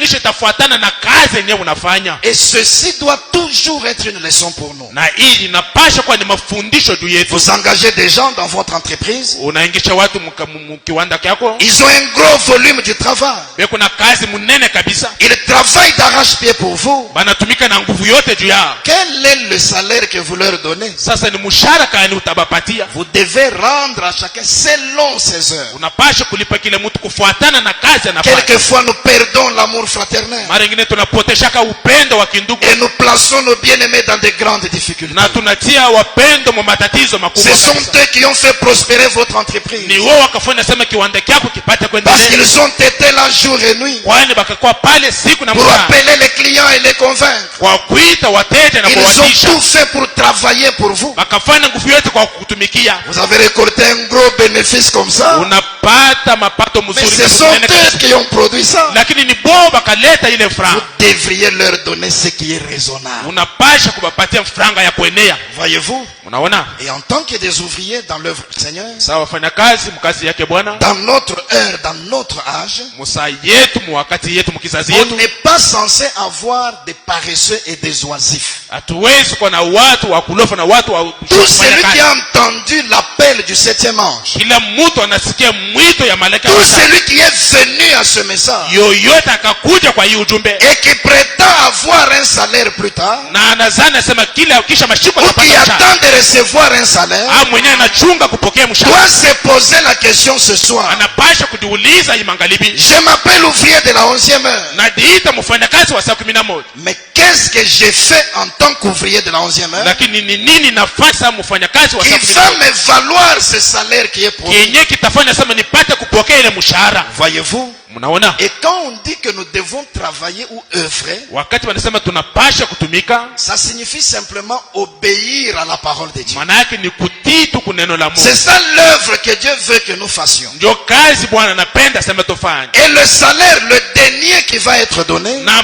malipo ile deni bataleta le denier qui est le salaire, c'est le Saint-Esprit. ile franga ni kwa mshahara, ni Roho Pour Mtakatifu. avoir le salaire, il faut être à l'œuvre. Kwa kupokea mshahara unapasha kwa Nous mkazi. sommes des ouvriers, nous devons travailler, Sisi na wafanyakazi tunapasha kutumika, mais en respectant les principes du message de notre heure. lakini mkuheshimu maagizo ya ujumbe wa saa Nous yetu. devons obéir à toute la parole de Dieu. C'est ça l'œuvre. Tunapasha kutii kuneno lote la Mungu, Et ndio cela kazi yenyewe, va nous valoir le Saint-Esprit qui est le denier. na ile itafanya sasa tupokee Roho Mtakatifu yenye kwa ile denia. Dans Actes chapitre 5, Mu Matendo ya Utume mlango wa 5 verset 32, mstari 32, Paul dit ceci: Paulo anasema hivi, nous sommes témoins de ces choses, sisi ni washuhuda wa hivi vitu, de même que le Saint-Esprit mpaka vile vile Roho Mtakatifu que Dieu a donné à ceux qui lui obéissent. yenye Mungu analeta anapatia wale wenye kuna Le mtii. denier qui est le salaire, Franga yenye kwa mshahara le maître l'a promis aux ouvriers. Bwana kayadia kwa wafanyakazi. Or, William Branham a enseigné que ce denier-là, c'est le Saint-Esprit. Hapo William akahubiri asema ile denia ni Roho À qui Mtakatifu. est-ce que Dieu va donner le Saint-Esprit? Ni kwa nani Mungu atamupatia Roho À qui Mtakatifu? est-ce que Dieu peut donner le Saint-Esprit? Ni nani Mungu anaweza kumupatia Roho Mtakatifu? Il le donne à ceux qui lui obéissent. Tena ipatia wale wenye kuna mtii. Frères et sœurs, nous avons le message. Tuko na data, tuko na ujumbe. Nous devons obéir au message. Tunapasha kutii kwa ujumbe. C'est alors que nous aurons le véritable Saint-Esprit. Pale tutapokelea Roho Mtakatifu ya kweli. Dans la prédication, le signe. Mahubiri ishara Prêché le 1er septembre 63. ya tarehe ya kwanza Septemba mwaka 63. D'abord au point 230, il dit ceci. Cha kwanza kunukta 230 33 Ne anasema vous contentez pas de venir jusqu'ici, mshufurahi paka mkuje kwa kufika hapa de dire je crois le message, na kusema naamini ujumbe, mais lakini obéissez au message. mutii kwa ujumbe. J'ai entendu l'appel du maître. Na kasikia mwito ya bwana mkubwa, Je suis dans la 11e heure. mimi ni kumusaa 11. J'ai entendu le maître. Na kasikia bwana mkubwa, Je suis un ouvrier de la 11e heure. mimi ni mfanyakazi wa saa Je 11. crois le message de la 11e heure. Naamini ujumbe wa saa 11. C'est bien, mais ne nous arrêtons pas à ce stade. Ni mzuri, lakini tuchishimamie paka muile, Obéissez au message. mutii kwa ujumbe. Et au point 347, Na kunukta 245 il dit maintenant remarquez bien, anasema sasa mwangalie mzuri, l'entière obéissance anasema utiifu kamilifu à toute la parole de Dieu kwa kila neno yake Mungu nous donne droit au signe. inatupatia haki ya kupokea Il ishara. a enseigné sur le signe. Asema anesha fundisha kuhusu ishara. Il a dit que ce signe n'est pas le sang littéral de Jésus-Christ, Asema hii ishara haiko damu ya lumaimai ya Bwana Yesu mais le Kristo, signe c'est la vie qui était dans le sang, lakini ishara ni uzima yenyewe ilikuwa ndani ya ile c'est-à-dire damu, le Saint-Esprit. maana yake Roho Mtakatifu. Vous voyez que pour avoir droit au signe ou au Saint-Esprit, Unaona, kwa kuzuria ku Roho Mtakatifu au kuishara il faut l'entière obéissance inafai utiifu kamilifu à toute la parole de Dieu. kwa neno lote ya Mungu. L'ouvrier doit travailler pour avoir le denier. Mfanyakazi anapasha kutumika kwa kupokea Le franga. denier, c'est le signe qui est le Saint-Esprit. Franga ni ishara yenye kwa Roho Mtakatifu. Dieu donne le Saint-Esprit à ceux qui lui obéissent. Mungu anapatia Roho Mtakatifu kwa wale kuna mtii. Nous disons que nous croyons le message, c'est bien. Tunasema tunaamini ujumbe ni mzuri, Mais prouvons que nous obéissons au message. lakini tuoneshe nasema tuko natii ujumbe. Les actes que nous posons tous les jours, Matendo yetu tunafanya kila siku, est-ce le reflet de l'obéissance totale au message? ni kionesho cha utiifu kamilifu kwa ujumbe. La manière dont nous réagissons, Namna yenyewe tuko najibu, la manière dont nous parlons, namna yenyewe tuko nasema, les actes que nous posons, matendo yenyewe tuko nafanya, est-ce que nous obéissons au message? eti tuko natii kwa ujumbe. Et il n'est pas question d'une simple obéissance. Haiko tu mambo ya utiifu ya rahisi, L'entière obéissance, lakini utiifu kamilifu, pas à une partie de la parole, hapana kusehemu ya neno, mais l'entière obéissance lakini utiifu kamilifu à toute la parole de Dieu, kwa neno lote yake Mungu. c'est ce qui donne droit au signe. Ndio kile kitafanya sema upokee Beaucoup ishara. n'ont pas encore reçu ce denier. Nasema benye hawajawahi kupokea mshahara, Beaucoup n'ont pas encore reçu le salaire, le Saint-Esprit, wamingi hawajawahi kupokea mshahara Roho Mtakatifu, parce qu'il leur manque l'entière obéissance à toute la parole de Dieu. kwani abana na utiifu kamilifu kuneno lote la Mungu. S'il a dit repentez-vous, Kama nasema mtubwe, soyez baptisés au nom du Seigneur Jésus-Christ ubatiziwe mjina ya Bwana Yesu Kristo pour la rémission de vos péchés, kwa usamaha ya mazambi et vous yenu, recevrez le don du Saint-Esprit. na mtapokea zawadi ya Roho Mtakatifu. Nous devons obéir entièrement à toute la parole de Dieu. Tunapasha kutii kuneno lote. S'il a dit que l'homme est le chef de la femme, Kama nasema Bwana ndio shefu wa et que mke la femme doit être soumise, na mwanamke anapasha kutiifu, il nous faut l'entière obéissance à toute la parole de Dieu. inatubidi utiifu kamilifu kuneno lote. S'il a dit amenez dans la maison du trésor Kama nasema mupelekeni munyumba ya hazina toutes vos dîmes et vos offrandes, mache kumi yote na masadaka, il nous faut l'entière obéissance à toute la parole de Dieu. inatubidi utiifu kamilifu kuneno lote. S'il a dit soyez en paix avec tous les Kama hommes, nasema upate kwa muamani na kila mtu, il nous faut l'entière obéissance inatubidi utiifu mkamilifu à toute la parole de Dieu. kwa neno lote yake Mungu. S'il a dit ne rendez pas le mal pour le mal, Kama nasema mshurudishe mabaya kwa mabaya, s'il a dit surmonter le mal par le bien, kama nasema murudishe mema kwa mabaya, il nous faut l'entière obéissance inatubidi utiifu à kamilifu toute la parole de Dieu. kwa neno lote la Mungu. S'il a dit si ton ennemi a faim, donne-lui à Kama manger, nasema kama ajua kuna njaa mupashia chakula, il nous faut l'entière obéissance inatubidi utiifu kamilifu à toute la parole de Dieu. kwa neno lote ya Mungu. S'il a dit nous devons arriver à l'église à temps, Kama nasema tunapasha kufika et kanisa tous mbele ces yake, autres principes de la parole de na Dieu, hii maagizo lote ingine ya neno la c'est Mungu l'entière obéissance ni utiifu mkamilifu à toute la parole de Dieu kwa neno lote la Mungu qui nous donne droit au signe. yenye itafanya sema tupate kupokea ishara. J'ai essayé de voir ça en profondeur. Napima kuione muuketo, Obéir à la parole de Dieu, kutii kuneno la Mungu, c'est ça le devoir des ouvriers de la 11e heure. maana yake ndio pasha au kazi ya wafanyakazi wa saa 11. Obéir à tout le message message apporté par William Branham, kutii ujumbe lote ndugu Branham analeta, c'est ce que doivent faire les ouvriers de la 11e heure. ndio kile bafanya kazi wa saa 11 Et banapasha ce kufanya. message sur le Saint-Esprit, Na hii ujumbe kuhusu Roho qu'il Mtakatifu a aussi appelé le signe, anaita tena ishara, c'est un message très important. ni ujumbe ya muhimu Et kabisa. il l'a lié au message du dévoilement des sceaux. Anaiunganisha kwa ujumbe ya kufunua kwa mihuri. Voici. Angalieni, Du 17 au 24 mars 63. mutarehe 17 mpaka tarehe 24 mwezi wa 3 mwaka 63, C'était toute une semaine. ilikuwa ni wiki mzima. Le prophète a prêché le dévoilement du mystère des sceaux. Nabii kahubiri kuhusu ufafanuzi wa masiri wa L'ange puissant mihuri. était descendu Malaika wa uwezo akashuka avec un petit livre ouvert. na kitabu kidogo kenye Et kufungua, pendant cette semaine, na mwa hii wiki il a prêché le message sur les sceaux. akahubiri ujumbe kuhusu Et mamihuri. le 24 mars, il termine avec la deuxième partie du 7e sceau. Na tarehe 24 mwezi wa 3 anamaliza na kipande cha pili cha muhuri. Puis il disparaît de la chair pendant environ 18 jours. Kisha anapotea kumimbali karibu na masiku 18. Du 12 avril 63 Tarehe 12 mwezi wa 4 mwaka jusqu'au 63 25 août 63, mpaka tarehe 25 mwezi wa 8 il mwaka prêche 63 36 sermons, anahubiri mahubiri 36, parmi lesquels le sermon du 27 juillet, katikati yao mahubiri ya tarehe 27 Christ mwezi est wa le 7. mystère de Dieu révélé, 28 juillet.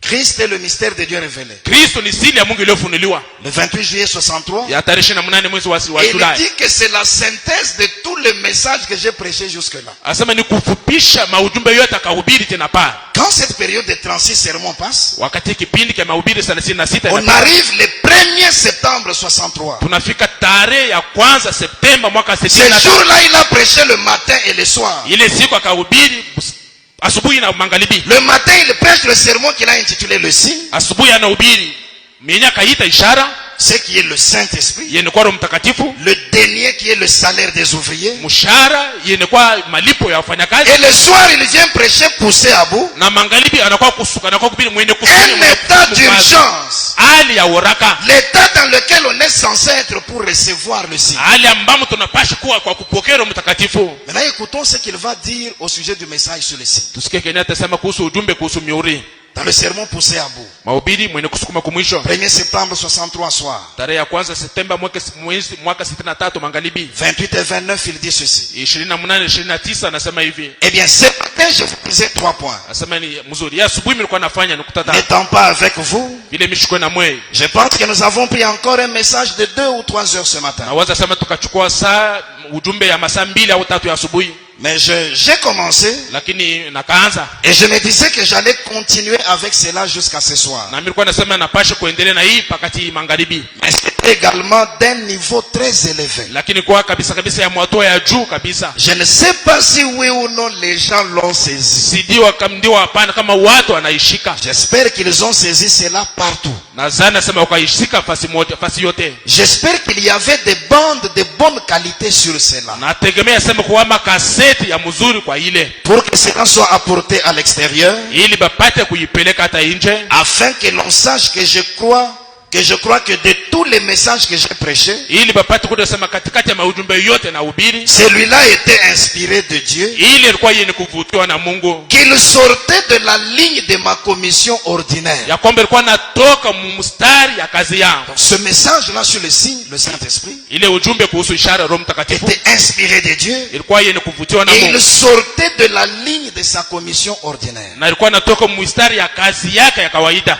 Qu'il était dans la même ligne que les 7 sceaux et le reste, Ya kusema ilikuwa mstari mmoja na mamyuri 7 na yingine. qui ont été directement la parole de Dieu. Yene kwa Afrika kuwa neno la Mungu. Je parlais d'un message à prêcher. Nilikuwa nasema kuhusu ujumbe ya kuhubiri. Je pense que celui-là en était un. Na Voyez? waza sema ile ujumbe ilikuwa ni moja yao. C'est le message qu'il faut Ni ujumbe yenyewe inafai pour faire suite à ces 7 sceaux. kwa kufuatilisha au kuongoza kuhii mihuri C'est le 7. message qu'il faut Ni ujumbe yenyewe inafai pour faire suite kwa kuongeza à ces 7 sceaux. kwa hii mihuri 7. le message même de la 11e heure, ujumbe yenyewe ya saa 11 c'est principalement le dévoilement du mystère des 7 sceaux. ni kabisa kufunua mihuri Et saba. c'est ça le message que doivent utiliser les ouvriers de la 11e heure. Ndio ujumbe wafanyakazi wa saa 11 wanapasha C'est kutumikisha. avec ce message qu'ils doivent travailler, Na nina hii ujumbe wanapasha kutumika. c'est-à-dire obéir entièrement à toute la parole de Dieu, Maana yake ni kutii mkamilifu kuneno lote pour la Mungu. avoir droit au salaire qui est le denier. Kwa kuzuria kumshahara yenye kwa ile Le furaha. denier qui est le Saint-Esprit, c'est qui est le signe. Ile denia yenye kwa Roho Mtakatifu yenye kwa ishara. C'est pourquoi quand il vient apporter ce message sur le signe, Ndio kwa naona wakati anakuwa kuhubiri ujumbe kuhusu le ishara, Saint-Esprit, Roho Mtakatifu il dit ça c'est de la même ligne que les 7 sceaux. asema ile inafananisha na ile C'est le message qu'il faut ni ujumbe yenye inafaa pour faire suite dans ces 7 sceaux. kwa kuongeza kwa ile mihuri. Quand les ouvriers ont entendu l'appel Wakati wafanyakazi wakasikia mwito et qu'ils se mettent à l'œuvre, na wanaringisha mkazi, la chose qui va venir c'est le salaire, c'est le denier. kitu kenye kitakuja ni mshahara, ni denia. C'est pourquoi après ce message des 7 Ndio sceaux, kwa maana kisha ile ujumbe ya mihuri il saba les introduit dans l'œuvre. anaoingisha mkazi, Ils doivent avoir l'entière obéissance à toute la parole de Dieu. wanapaswa kuwa na utifu lote kuneno la Mungu. Ce qui doit venir doit être le denier, le message sur le signe. Kenye kitakuja napaswa kuwa ni denia, ujumbe kuhusu C'est ishara. pourquoi ne négligeons jamais le message sur le Saint-Esprit. Ndio kwa maana mshisule kama ujumbe kuhusu Roho Mtakatifu. Sinon on travaille sans prendre le salaire. Kama utatumika lakini hautabeba mshahara. Et pourtant c'est le temps où toutes les récompenses sont données. Dapo ni wakati ene malipo banaleta. Point 29. Nukta 29. Munaona kenye kinakuja kisha mihuri saba. Point 29. Nukta 29. Eh bien, Mzuri. voyez ce qui vient après les 7 sceaux. Unaona kenye kinafuata mihuri saba. L'unité des gens. Asema umoja wa Parce qu'il watu. a prêché sur le temps et les signes de l'union. Wanakahubiri kuhusu wakati na ishara ya muungano. Il dit l'unité des signes. Asema umoja wa ishara. Le feu clignotant, le feu rouge clignotant dans ces derniers jours. Asema mwetu mwekundu yenye kuna pika mwe wakati wa mwisho. Le signe des femmes qui deviennent plus jolies. Ishara ya wanawake wanakuwa warembo kabisa. Et les hommes, ce qu'ils feraient. Na wanaume kenye batafanya. Tous ces signes du Saint-Esprit qui nous conduit. Hii yote maishara ya Mtakatifu yenyewe Donc inatuongoza. après les 36 sermons comme j'ai montré. Kisha mahubiri 36 hivi naonesha. Et ensuite on en est encore arrivé ici. Na kisha mara tena tunafikia tena hapa. Au couronnement de tous ces messages depuis les 7 sceaux. Mkuweka taji kwa ujumbe yote kuhusu mihuri saba. Il apporte l'enseignement sur les 7 sceaux. Anafundisha kuhusu mihuri saba. Puis il vient avec 36 sermons très importants. Kisha anakuja na mahubiri 36 ya Il Biblia. vient avec le message du signe. Anakuja na ujumbe ya C'est le ishara. couronnement Asema ni kuweka taji. de tous ces messages depuis les 7 sceaux. Ya hii ujumbe yote kutokea ujumbe kuhusu mihuri saba. Cela trouve son couronnement en cette seule chose. Ile inapata kwa taji ya mwa hii kitu moja. Le signe Ishara. qui montre que nous sommes parfaitement en règle. Yenye kuonesha kabisa tuko sawa. Voyez? Unaona? Examinons-nous Asema tulichunguze pour voir si nous sommes dans la foi. kwa kuona kama tuko ndani ya imani. Et donc jusque-là, nous avons parlé de la 11e heure. Kumbitina hapa tunasema kuhusu saa Nous 11. avons montré autour de quelle période elle a commencé Tukaonesha ni wakati kanikaanza, et quand est-ce qu'elle va prendre fin. ni wakati kanitamalizika. Et nous sommes entrés dans ce qui nous concerne, nous les gens des nations. Tukaingia mwa ile na tuangalie sisi watu wa Nous avons mataifa. vu les différentes heures et leurs ouvriers. Tukaona masaa ya kuachana na wafanyikazi wao, Nous sommes dans la 11e heure. na sisi tuko msaa Le 11. maître qui est le Seigneur Jésus-Christ Bwana mkubwa mwenye kwa Bwana Yesu Kristo est venu vers nous, anakuja kwetu, voilé en William Branham. mwenye kutufuicha mwa William Il a Branham, donné le message, le dévoilement des sceaux. akaleta ujumbe kufunuliwa kwa Cela mambo. nous introduit dans l'œuvre. Ile inatuingisha mkazi. L'œuvre, c'est l'entière obéissance à toute la parole de Dieu. Kazi ni utifu kamilifu kuneno lote la Et Mungu. le salaire qui est le denier que nous recevons, Na mshahara inakuwa denene c'est tunapokea. le signe ou le Saint-Esprit. Ni ishara au Roho Mtakatifu. Et ce n'est que quand on a reçu ce véritable Saint-Esprit Ni wakati tu unapokea Roho Mtakatifu ya kweli. que l'on peut être sûr qu'on ira dans cet enlèvement qui est devant Ndio nous pale unaweza kuwa na ujasiri sema utawezi kwenda munyakuo inakuwa kumbele pour qu'on revienne avec les Juifs pour leur scellement. ili tupate kurudia pamoja na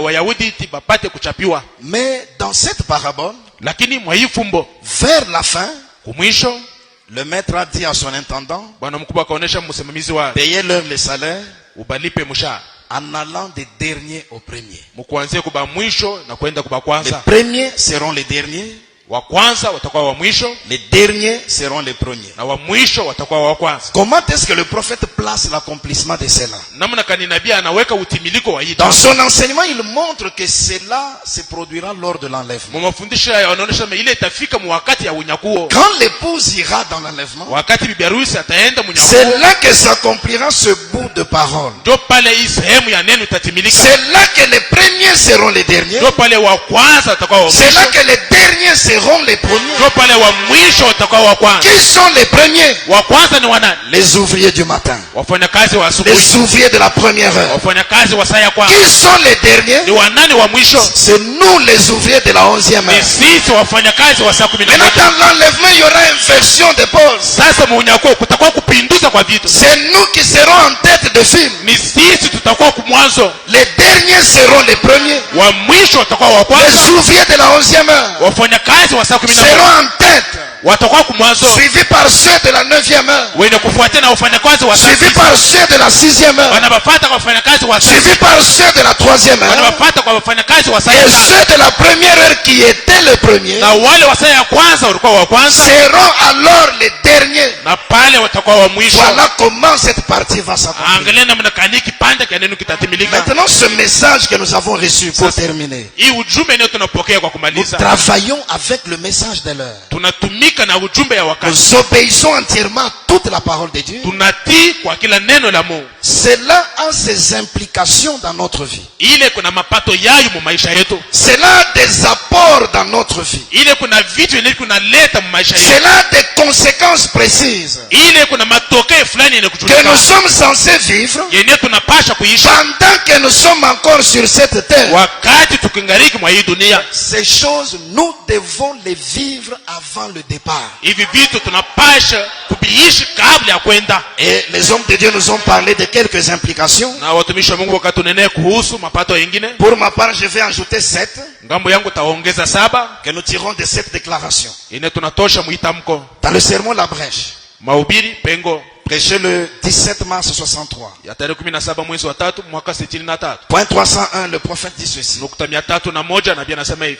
Mais la première chose qui a représenté cette rédemption, Lakini kitu cha kwanza kikaonekanisha ile kombozi. c'est l'agneau Asema ni mwana kondoo. immolé dès la fondation du monde qui est venu. Mwenye akatindiwa kabla ya msingi wa dunia, mwenye akakuja. Et il a pris le livre gloire. Na yeye akachukua kitabu utukufu, Il a ouvert le livre akafungula kitabu. et en a arraché les sceaux. Na yeye akaweka mihuri Et peupe il l'a envoyé sur la terre na akakituma pa dunia à son 7e ange kwa mpasha ujumbe wake wa pour sasa, le révéler à son peuple. apate kukufunuliwa taifa Le yake. message du dévoilement des sceaux, Asema njoo kenye kufunuliwa kwa qui mihuri est à proprement parler le message de la 11e heure. yenye kwa kweli kweli ujumbe ya saa 11. En principe, c'est le contenu de ce livre-là que le prophète nous divulgue. Kweli kweli ni vile vilikuwa ndani ya ile kitabu, ndio vile nabii anaweka wazi. Il arrache les os Yeye anaweka peupe mihuri et il l'a envoyé sur la terre na akakituma pa dunia à son 7e ange qui est William wa Branham, mpasha ujumbe wake wa 7 mwenyewe ni William pour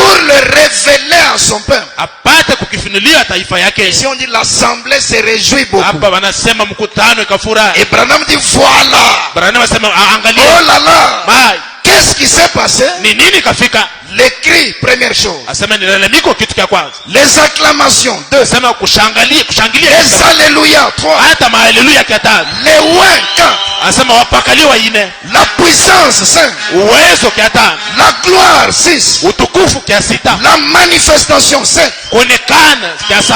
L'assemblée continue à se réjouir beaucoup. Tano inaendelea na kufurahi kabisa. C'est là que nous avons les 7 apports. Ndio pale tuko na matokeo sana.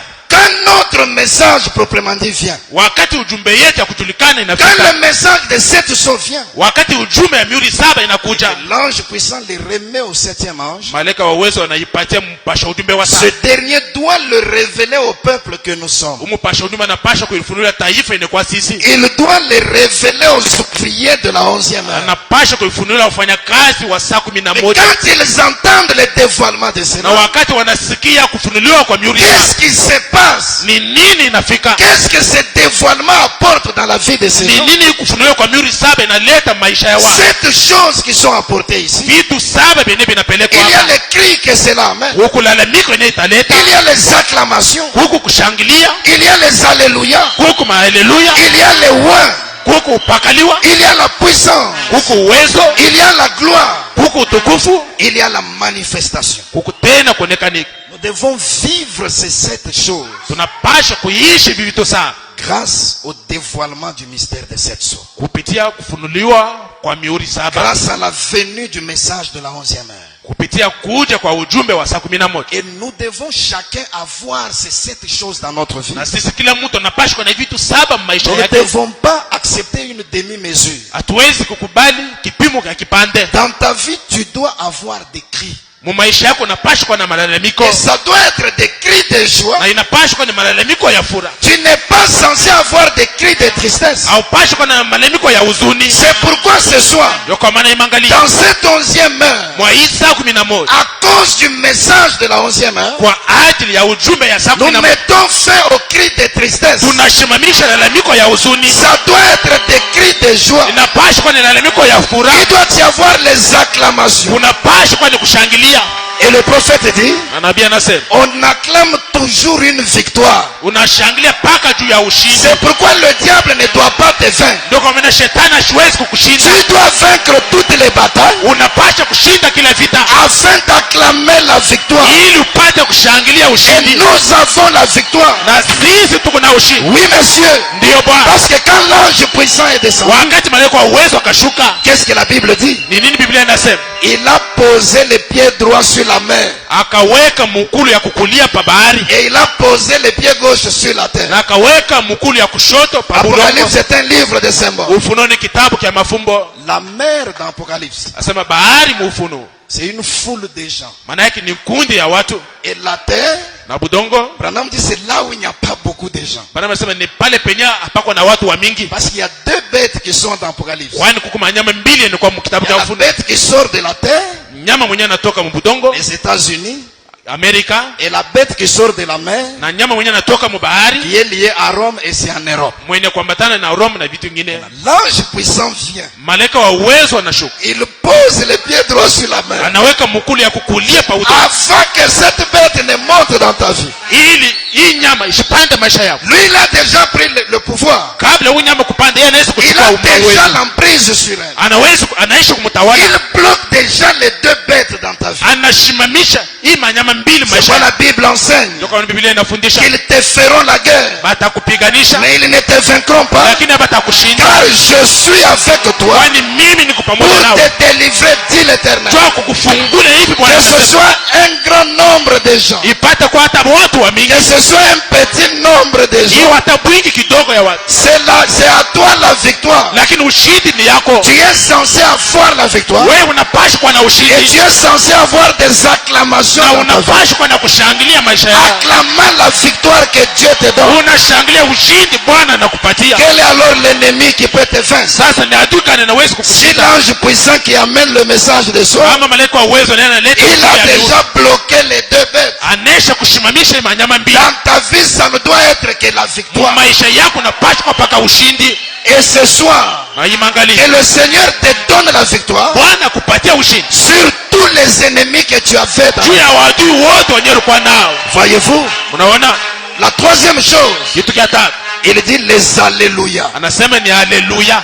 Branham dit que ce mot ne vous effraie Bwana pas. anasema hii msemwe ishimipatia woga. Alléluia signifie gloire à Dieu. Haleluya maana yake ni utukufu kwa Mungu. Dans ta vie, Dieu doit tirer gloire. Mu maisha yako Mungu anapasha kupata utukufu. Tu dois donner gloire à Dieu dans ta vie. Unapasha kurudisha utukufu kwa Mungu, Et on donne gloire à Dieu na banaletaka banarudisha utukufu kwa Mungu quand on voit ses actions puissantes. wakati utaona matendo yake ya uwezo. C'est pourquoi la puissance de Dieu, Ndio kwa maana uwezo yake Mungu, les actions de triomphe du Seigneur matendo ya ushindi yake Mungu doivent t'accompagner tous les jours de ta vie. inapasha kukusindikiza kila siku. Tu regardes ce que Dieu a fait, Unaangalia kenye Mungu anafanya, gloire au Seigneur. unasema utukufu kwa Bwana. Tu regardes ce qu'il a fait, Unaangalia kenye anafanya, gloire au Seigneur. utukufu kwa Bwana. Et William Branham dit, Na William Branham anasema le Dieu qui est riche en Mungu miséricorde mwenye kuwa tajiri mrehema ne permettra pas hata haruhusu que kamwe vous soyez sans témoignage. asema upate kuwa bila ushuhuda. Oui, monsieur. Ndiyo Bwana, À chaque jour qui passe, kwa kila siku yenyewe un inapita, alléluia doit monter. haleluya fulani inapasha kupanda.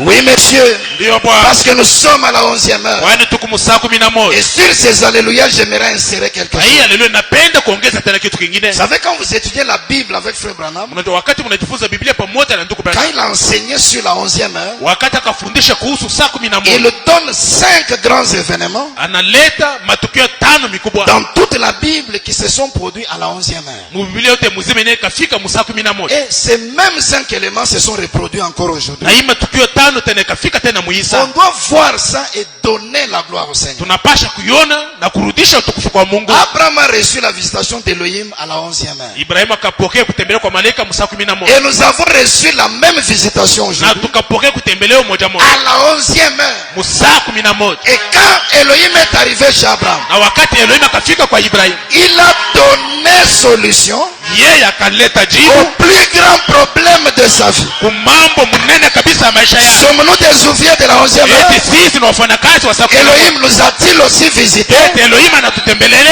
Le plus grand problème de ta vie mambo mkubwa kabisa ya maisha doit yako. recevoir la solution Inapasha kupokea pour jibu que tu regardes ça wakati Mungu anaangalia et que tu pousses un alléluia. na utue haleluya. Deuxième événement.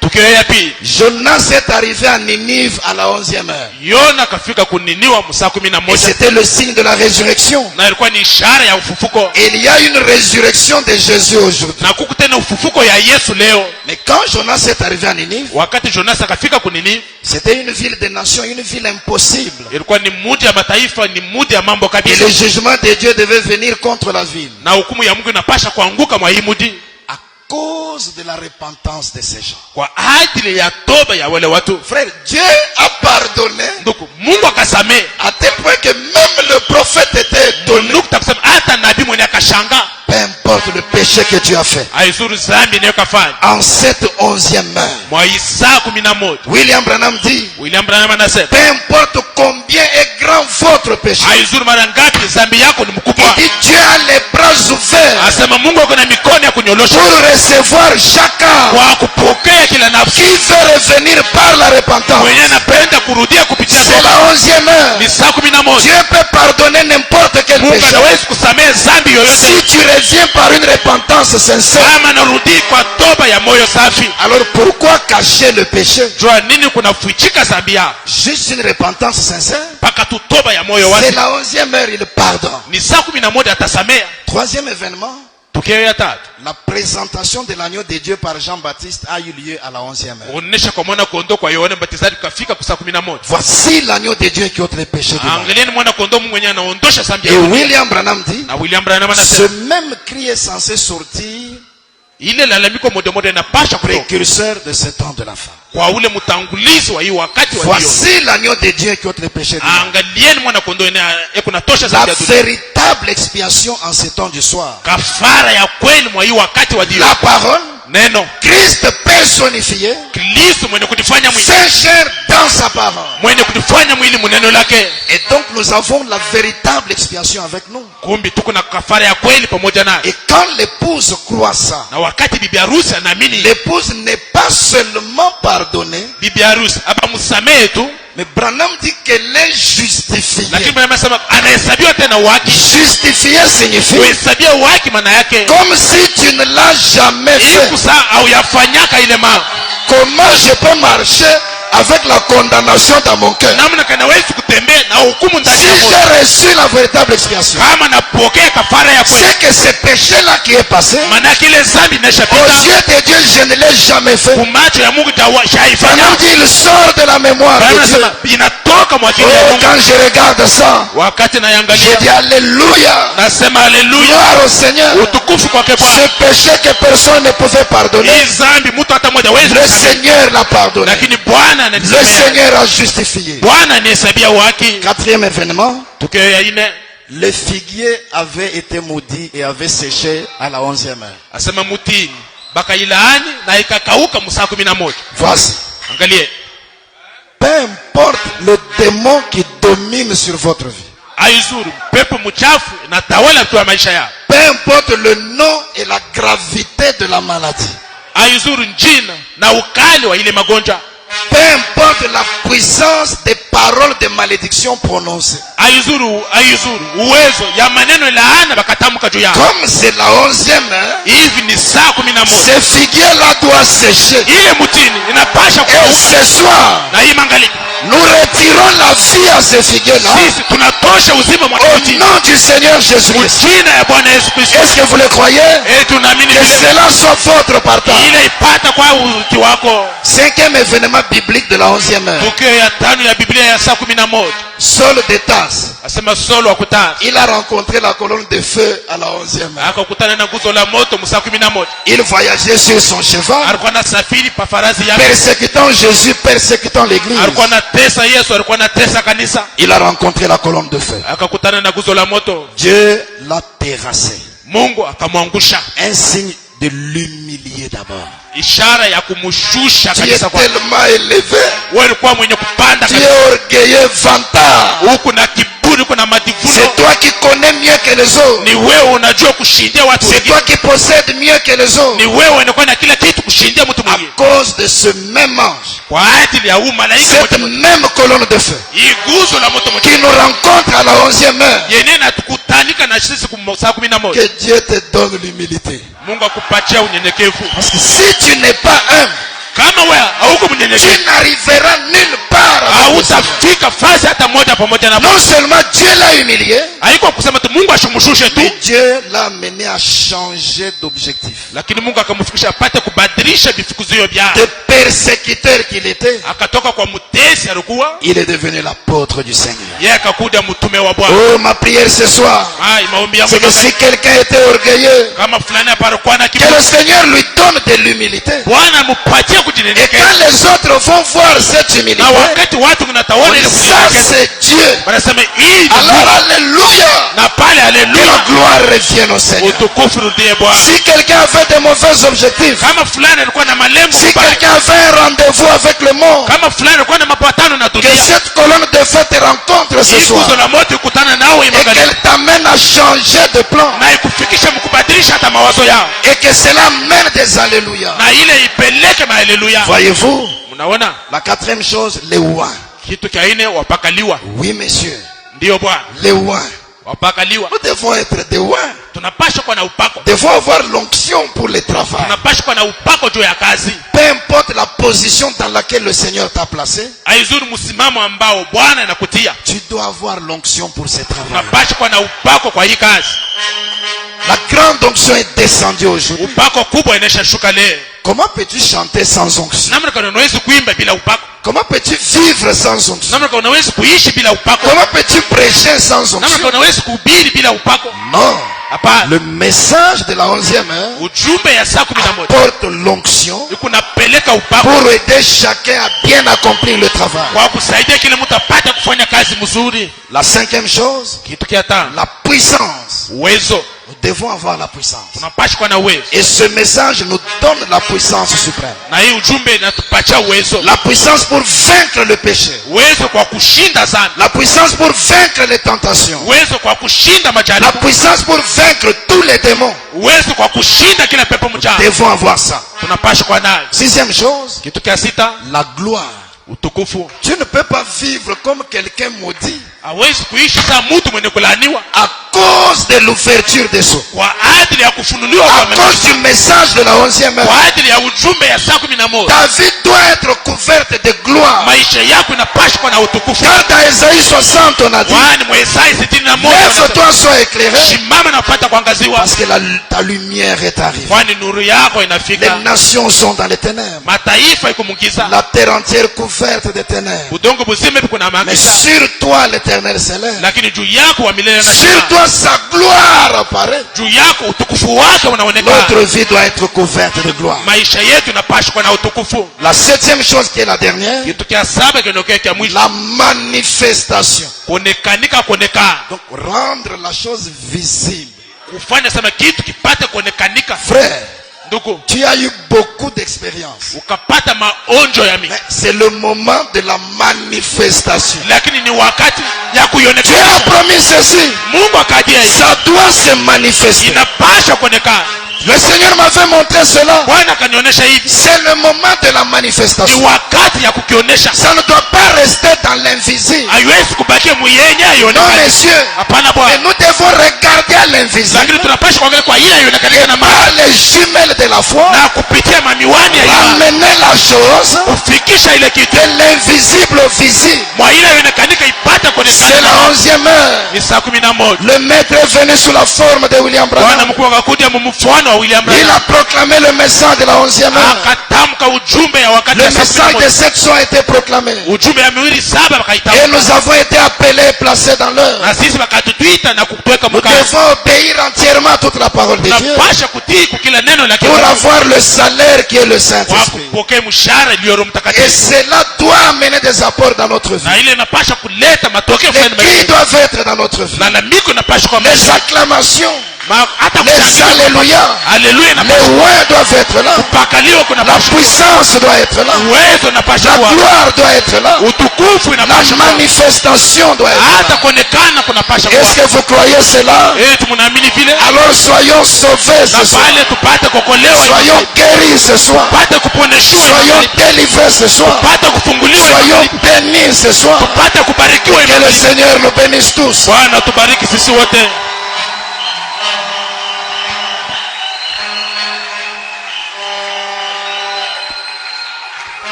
Oui, nous allons tous nous tenir debout. Ndiyo, tusimame wote wima, Nous allons chanter un cantique. tutaimba wimbo mmoja. Là, j'invite le pasteur